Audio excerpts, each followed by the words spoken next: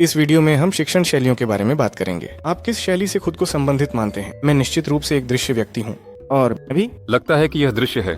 तस्वीर। मैं सूत्रों को सुनकर याद करता हूँ। मुझे इसे हाथ में घुमाना जरूरी है। मुझे खुद से कोशिश करनी होगी। करना चाहिए, कोशिश करनी होगी। कुछ खुद से करना, कोशिश करनी चाहिए। मेरे लिए आसान होता है अगर एक मॉडल हो जिसे मैं पकड़ सकूं और घुमा सकूं। शिक्षा के क्षेत्र में यह धारणा है कि हर किसी की एक पसंदीदा शिक्षण शैली होती है। अगर जानकारी इस शैली के अनुसार प्रस्तुत की जाती है तो अध्ययन प्रभावी होगा। इस विषय पर कई सिद्धांत हैं, लेकिन सबसे प्रसिद्ध 4 मुख्य शैलियों का उल्लेख करता है: दृश्य, श्रवण, मौखिक और काइनेस्थेटिक। अंग्रेजी में इसे वाक् के रूप में संक्षिप्त किया जाता है। दृश्य शिक्षार्थी प्रदर्शनों और चित्रों के माध्यम से बेहतर सीखते हैं। जब लोग मुझसे कुछ कहते हैं तो मुझे उसे याद रखने में परेशानी होती है। मुझे चाहिए कि इसे दिखाया जाए या लिखा जाए। श्रवण लर्नर्स व्याख्याएं सुनना पसंद करते हैं। पढ़ाई के दौरान मैं व्याख्यानों में बहुत ध्यान देता था और आमतौर पर यही काफी होता था परीक्षा पास करने के लिए। किसी को याद रखने में लिखना और पढ़ना आसान लगता है। मुझे आमतौर पर पाठ्य पुस्तक पढ़ना काफी होता है। काइनेस्थेटिक सीखने का सबसे अच्छा तरीका सक्रिय क्रियाओं में होता है, न कि केवल अभ्यास से। सब कुछ आजमाना चाहिए, छूना चाहिए, हाथ में घुमाना चाहिए। जैसे खेल में ट्रेनिंग की जरूरत होती है। मैं एक छोटा सा प्रयोग करने का प्रस्ताव रखता हूँ।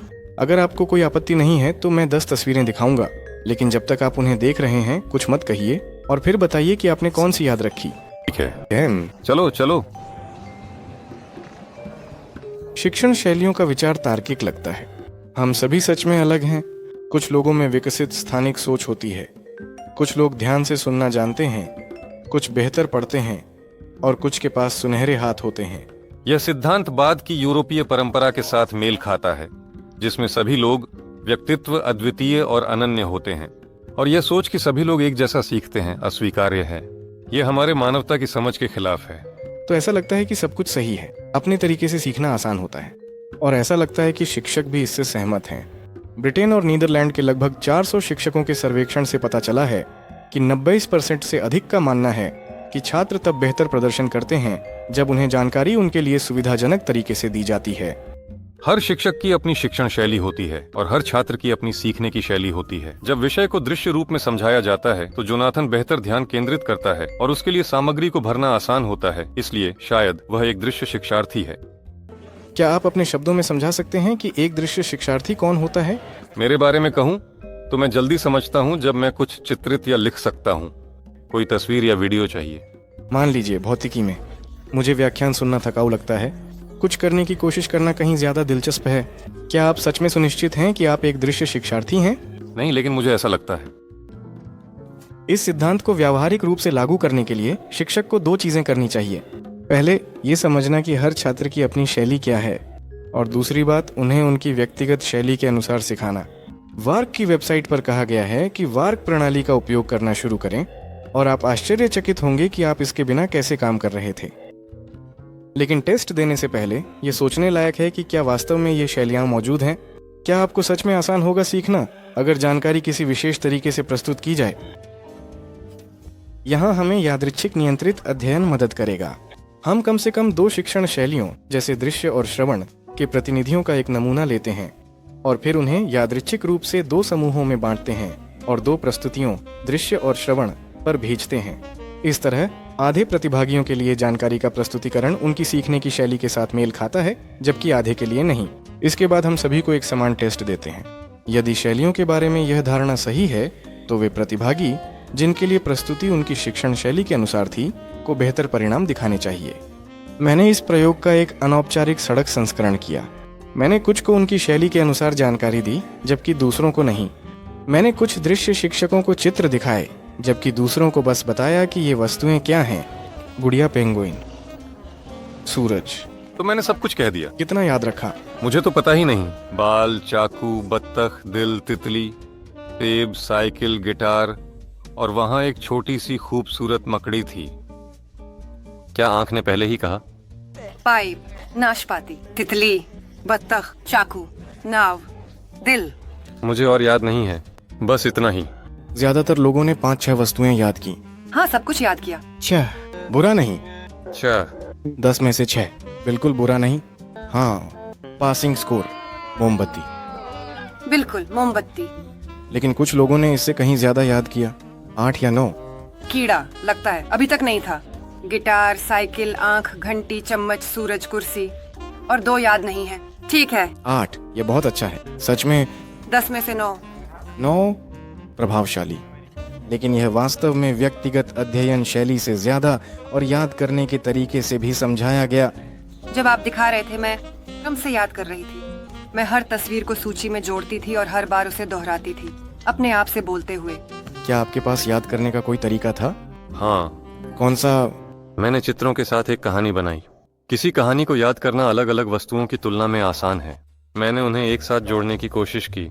यह निश्चित रूप से एक विशेष मामला है, लेकिन जिन शोधों के बारे में मैंने पहले बात की वे वास्तव में किए गए थे। तो उनमें से एक में भी दृश्यात्मक लोगों पर ध्यान दिया गया, लेकिन दूसरी समूह में सोवे के वर्बल थे। परीक्षण कंप्यूटर पर किया गया था। सबसे पहले प्रतिभागियों से ऐसे सवाल पूछे गए जैसे आपके लिए क्या बेहतर है, परमाणु की परिभाषा पढ़ना या उसकी दृश्यता देखना। साथ ही जटिल विवरणों को समझने की जरूरत थी, लेकिन आप मदद मांग सकते थे, चाहे वह दृश्यात्मक हो या वर्बल। पहले मामले में एनिमेशन उभरता था, जबकि दूसरे में पाठ्य व्याख्या। प्रतिभागियों के व्यवहार के आधार पर उन्हें दृश्यात्मक और वर्बल में विभाजित किया गया। फिर सभी को यादृच्छिक रूप से 2 समूहों में बांटा गया और समान पाठ दिया गया, लेकिन विभिन्न प्रकार के संकेतों के साथ। जब वर्बल समूह का प्रतिभागी माउस को मुख्य शब्द पर ले जाता तो स्क्रीन पर परिभाषा या व्याख्या दिखाई देती। दृश्यात्मक समूह में इसके बजाय चार्ट और चित्र थे। पाठ के बाद प्रतिभागियों ने सामग्री की समझ पर एक परीक्षण दिया। अंत में जिन लोगों की प्रस्तुति शैली शिक्षण शैली के साथ मेल खाती थी, उन्होंने सही उत्तरों की संख्या में कोई लाभ नहीं दिखाया। शोध को दोहराया गया। इस बार इसमें 61 व्यक्ति शामिल थे जिनके पास उच्च शिक्षा नहीं थी। परिणाम वही था। शिक्षण शैली व्यक्तिगत प्राथमिकताओं का सवाल है। यह देखना दिलचस्प है कि छात्र खुद कितनी अच्छी तरह से इनका पालन करते हैं। 2018 में सेमेस्टर के पहले सप्ताह में इंडियाना विश्वविद्यालय के 400 से अधिक छात्रों ने वार्क परीक्षण दिया, जिसने उनके सीखने के शैली को निर्धारित किया। सेमेस्टर के अंत में वही छात्र एक अध्ययन रणनीति पर प्रश्नावली भरते हैं, जिसमें उन्होंने बताया कि वे वास्तव में इस पूरे समय कैसे पढ़ाई कर रहे थे। अधिकांश छात्रों ने ऐसी रणनीतियों का उल्लेख किया जो उनके व्यक्तिगत शिक्षण शैली के साथ मेल नहीं खाती थीं, और जो लोग अपने शैली का पालन करते थे उनके सफलताएं सामान्य पृष्ठभूमि पर किसी भी तरह से अलग नहीं थीं। दृश्य श्रव्य शब्द शारीरिक मॉडल या संक्षेप में वार्क को न्यूजीलैंड के एक स्कूल निरीक्षक नील फ्लेमिंग ने विकसित किया था। यहाँ उसने अपने मॉडल के बारे में क्या कहा? मुझे समझ में नहीं आता था कि कभी कभी एक अच्छा शिक्षक किसी छात्र तक क्यों नहीं पहुंच पाता, जबकि एक बुरा शिक्षक ऐसा कर लेता है। तब मैंने तय किया कि मुझे समझना चाहिए कि समस्या क्या है। बिल्कुल, इस घटना के कई कारण हैं, लेकिन मैंने एक विशेषता देखी जो जैसे शिक्षक को जादुई शक्ति देती थी। मैं शिक्षण के पसंदीदा तरीकों, मॉडल, प्राथमिकताओं के बारे में बात कर रहा हूँ। इस तरह वार्क का जन्म हुआ। इस सिद्धांत के आधार पर कोई भी अध्ययन नहीं हुआ, बस एक जादुई शक्ति थी जो कुछ शिक्षकों को छात्रों के साथ संपर्क स्थापित करने में मदद करती थी। लेकिन ऐसा कैसे हो सकता है?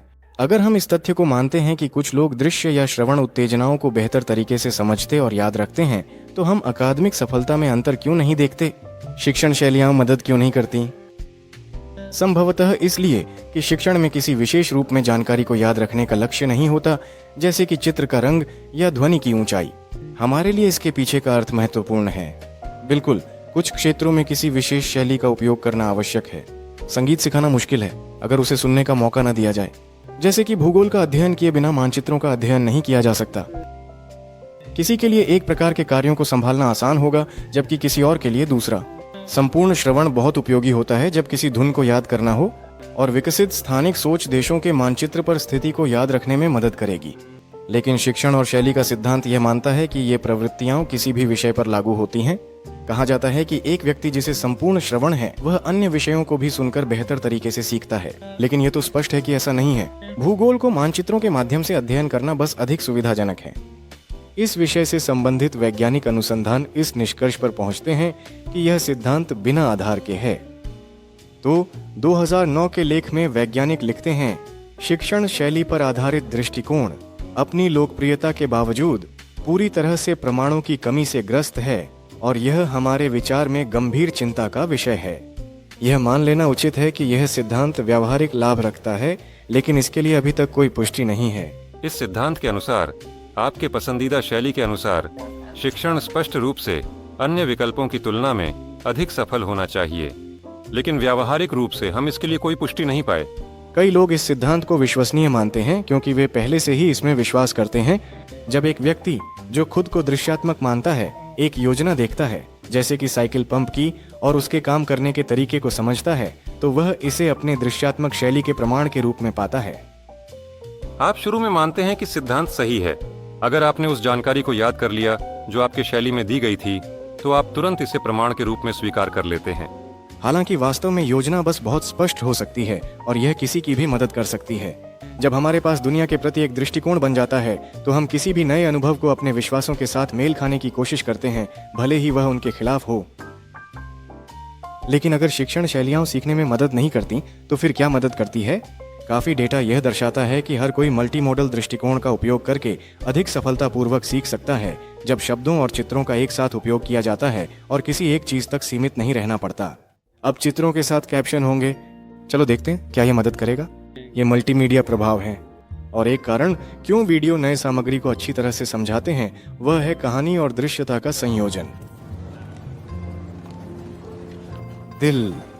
मैंने शोध प्रबंध में यह स्थापित किया कि प्रारंभिक भौतिकी पाठ्यक्रम के शैक्षिक वीडियो में गलत सिद्धांतों को समझना आवश्यक है। अब कितने हैं? 6। ये 2 गुना अधिक है। क्या आपको लगता है अब यह आसान था? हाँ, 100%। शर्तों के साथ यह आसान है। अंत में सीखने के लिए यह महत्वपूर्ण नहीं है कि जानकारी कैसे प्रस्तुत की गई है, बल्कि यह है कि छात्र के दिमाग में क्या हो रहा है। लोग सबसे अच्छा तब सीखते हैं जब वे सामग्री पर सक्रिय रूप से सोचते हैं, समस्याओं को हल करते हैं, या यह समझने की कोशिश करते हैं कि अगर कोई मान बदल दिया जाए तो क्या होगा। मैंने एक अपने वीडियो में बताया था कि प्रभावी शिक्षा कैसे काम करती है। मैं लिंक विवरण में छोड़ दूंगा। वास्तव में सीखने को अधिक उत्पादक बनाने के लिए कई सिद्ध तरीके हैं। उनमें से कोई भी वर्क थ्योरी नहीं है। इसके अलावा इस भ्रांति की लोकप्रियता को देखते हुए इस तरह के दृष्टिकोण से शैक्षिक प्रक्रिया को नुकसान पहुंचने का जोखिम है। सिद्धांत शिक्षकों के लिए सिरदर्द बढ़ाता है और छात्रों में कुछ प्रकार की जानकारी के प्रति असंवेदनशीलता पैदा करता है। शैलियों पर काम करने और शिक्षकों की तैयारी में खर्च किया गया समय और पैसा वास्तव में उपयोगी कौशल के विकास में लगाया जा सकता था। आप दृश्य नहीं हैं, और न ही श्रवण, और न ही काइनेस्थेटिक। सही कहा आप, और यह वह सब कुछ है। सीखने का सबसे अच्छा तरीका वह है जो एक ही चीज को समझने के लिए विभिन्न दृष्टिकोणों को शामिल करता है। और सबसे महत्वपूर्ण बात, यह किसी विशेष समूह के लोगों के लिए नहीं, बल्कि सभी के लिए उपयुक्त है।